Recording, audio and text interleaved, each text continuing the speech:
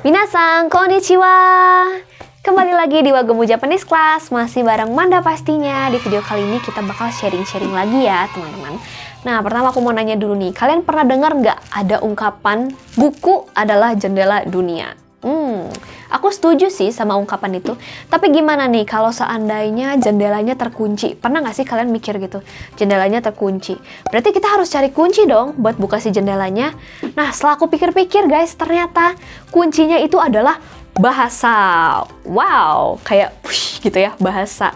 Bener banget, jadi bisa disimpulin bahwa bahasa adalah jendela dunia, guys. Nah, ngomong-ngomong soal bahasa ya, kalau skill berbahasa Inggris, kayaknya itu adalah skill yang nggak langka ya kalau di Indonesia. Secara bahasa Inggris ini adalah mata pelajaran yang wajib kita pelajari nih, menjadi standar kompetensi kita dari TK, SD, SMP, SMA, bahkan di kuliah pun masih ada nih mata pelajaran atau mata kuliah bahasa Inggris atau sastra Inggris seperti itu guys. Nah, tapi ada juga nih teman-teman aku yang lulus kuliah pun masih nggak bisa ngomong bahasa Inggris. Nah, lo itu kemana aja tuh dari zaman TK sampai kuliah ya guys? Oke, tapi ngomong-ngomong soal skill berbahasa ya, ternyata skill berbahasa itu nggak cuman bahasa-bahasa yang ada di setiap negara aja atau di setiap daerah. Tapi misalnya nih, skill bahasa pemrograman komputer itu juga merupakan skill berbahasa menurut aku ya. Kayak misalnya kalian mengerti JavaScript, PHP, C++, dan lainnya, itu menurut aku hebat banget sih. Dan kalau aku nyaranin, kalau kalian bisa, bahasa pemrograman komputer ini bakalan keren banget guys. Kalian bakal dicari sama perusahaan-perusahaan pastinya. Karena pekerjaan seperti itu sekarang lagi banyak dicari. Nah, kalau Manda kan nggak bisa tuh bahasa pemrograman komputer.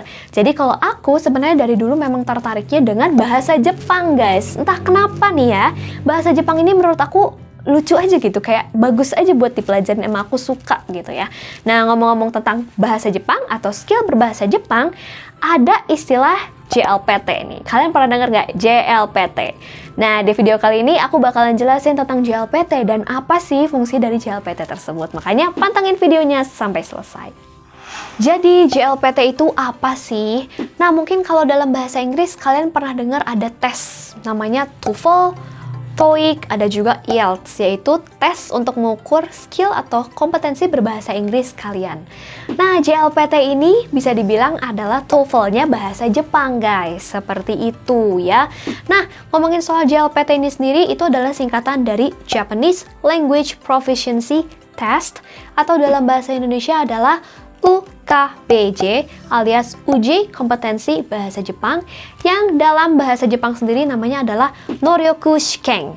Nah, JLPT ini sendiri pertama kali diadakan tahun 1984. Waduh, aku belum lahir loh teman-teman. Pada waktu itu tuh diikuti oleh 7.000 peserta yang terdiri di 15 negara yang berbeda kayak gitu. Dan aku lihat data terakhir di tahun 2018 pesertanya tuh banyak sekali, udah sampai di angka 1.168.000 peserta yang tersebar di 86 negara yang berbeda-beda. Banyak sekali nih ternyata yang ikutan JLPT ini ya. Nah, jadi JLPT ini teman-teman ini tuh udah diakui sebagai standar kompetensi berbahasa Jepang di seluruh dunia. Ini tuh diakuinya tuh worldwide di seluruh dunia teman-teman. Fungsinya buat apa nih kak si JLPT ini? Nah, kalian tuh bisa memakai JLPT ini untuk studi pertama ya. Kalian juga bisa pakai untuk melamar kerja di perusahaan-perusahaan Jepang yang ada dimanapun teman-teman. Seperti itu. Nah, waktu tahun 2009, JLPT ini hanya ada 4 level atau 4 tingkatan. Nah, di tahun 2010 tuh di-upgrade nih, jadi ada 5 level teman-teman. Mulai dari N5, N4, N3, N2, sampai dengan N1 yang setara dengan skill native. Jadi kalau kalian pernah ikutan JLPT dan pernah dapat sertifikatnya, berarti kalian udah punya skill berbahasa Jepang yang diakui di seluruh dunia guys. Nah, sekarang buat kalian yang masih bingung tentang fungsi dari JLPT ini, aku bakalan kasih analoginya buat kalian ya, dari mulai level atau jenjang yang paling dasar yaitu N5. Jadi N5 ini adalah standarnya sama seperti lulusan SMA atau SMK di sana. Gitu, diapresiasinya kalau kalian punya N5, kalian tuh diapresiasinya seperti lulusan SMA atau SMK. Ketika kalian mau magang nih di Jepang, kalau kalian punya N5 ini akan mempermudah kalian. Kalian bisa dapat posisi magang di sana. Atau buat teman-teman yang pengen kerja di perusahaan Jepang yang ada di Indonesia, kalau punya sertifikat N5 juga itu bisa banget sih teman-teman, itu chance kalian diterima tuh bakal besar banget. Nah, kemudian level dasar kedua adalah level N4. Nah, level N4 ini tuh setara atau diapresiasi seperti kalian itu lulusan D2 atau D3 bahasa budaya Jepang. Seperti itu guys. Nah, buat kalian yang mau magang di Jepang, kalau punya N4 ini oke banget sih guys. Chance diterimanya wah pasti diterima sih kalau kata aku. Apalagi kalau kalian punya fisik yang kuat dan juga sehat secara jasmani dan rohani, itu udah pasti diterima nih teman-teman. Nah, buat kalian juga yang ingin jadi pengajar bahasa Jepang, ada sih beberapa tempat kursus atau tempat les yang menerima pengajar dengan standar bahasanya itu skill bahasa Jepang itu N4 ada. Cuman kalau aku nggak nyaranin teman-teman, karena di level N4 ini ilmunya belum begitu komprehensif sih. Jadi takutnya masih kurang ngerti dan ntar malah dibuat pusing sama murid-muridnya. Jadi jangan dulu deh kalau jadi pengajar. Berikutnya ada JLPTN 3 atau di sini setara dengan S1 ya. Jadi teman-teman di sini yang kuliah sastra Jepang ya, harusnya mereka-mereka yang sudah ambil sastra Jepang dan lulus dari sastra Jepang untuk sarjana ini harusnya sudah punya sertifikat N3 guys. Jadi ini sama ya, standar kompetensinya itu sama dengan S1 guys. Dan udah pasti kalau kalian ngelamar menjadi pengajar bahasa Jepang, memiliki sertifikat N3 ini udah pasti dong diterima ya. Tapi aku nggak bilang nih kalau kalian yang punya N3 itu pasti bisa ngajar. Aku nggak bilang gitu ya. Karena yang namanya mengajar juga itu memiliki seninya sendiri. Ada seninya sendiri sih guys. Jadi diperlukan passion dan juga kreativitas untuk bisa mengajar bahasa, terutama bahasa Jepang ini nih. Beberapa orang yang udah punya sertifikat N3 ini, mereka itu udah mulai merintis karir sebagai interpreter atau penerjemah nih teman-teman. Bagus ya, jadi udah mulai start menjadi penerjemah di jenjang N3. Nah, tapi tetap ya, kalaupun menjadi penerjemah ini harus tetap belajar, harus tetap mengupgrade wawasan, karena yang namanya menjadi penerjemah atau interpreter itu tuh harus up terus, ilmunya tuh harus terus-terusan di-upgrade. Kayak gitu guys. Nah, berikutnya guys, ada lagi nih level yang udah mahir, yaitu level N2 atau setara aku bilang dengan S1+++. Jadi ini udah mahir ya, levelnya tuh mahir atau advance guys, kayak gitu ya.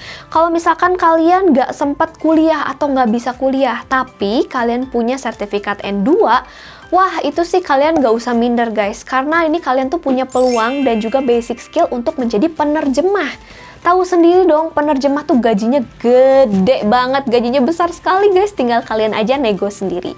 Nah, kalau kalian juga sudah punya sertifikat N2 ini ya, kalian mau melamar pekerjaan di Jepang, wah itu mah udah pastilah diterima ya guys ya, ngelamar sendiri ke sana.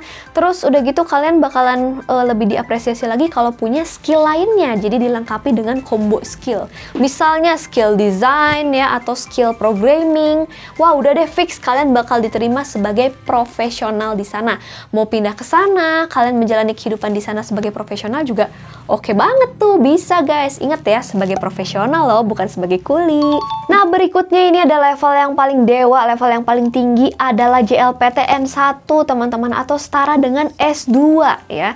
Jadi kalau kalian sudah punya sertifikat N1 guys, berarti kalian tuh setara dengan Japanese native speaker. Wow, kalian tuh udah kayak orang Jepangnya betulan. Bahkan katanya orang Jepangnya sendiri aja belum tentu nih bisa lulus N1. N1 tuh susah banget loh guys, advance banget, di atas advance malah ya.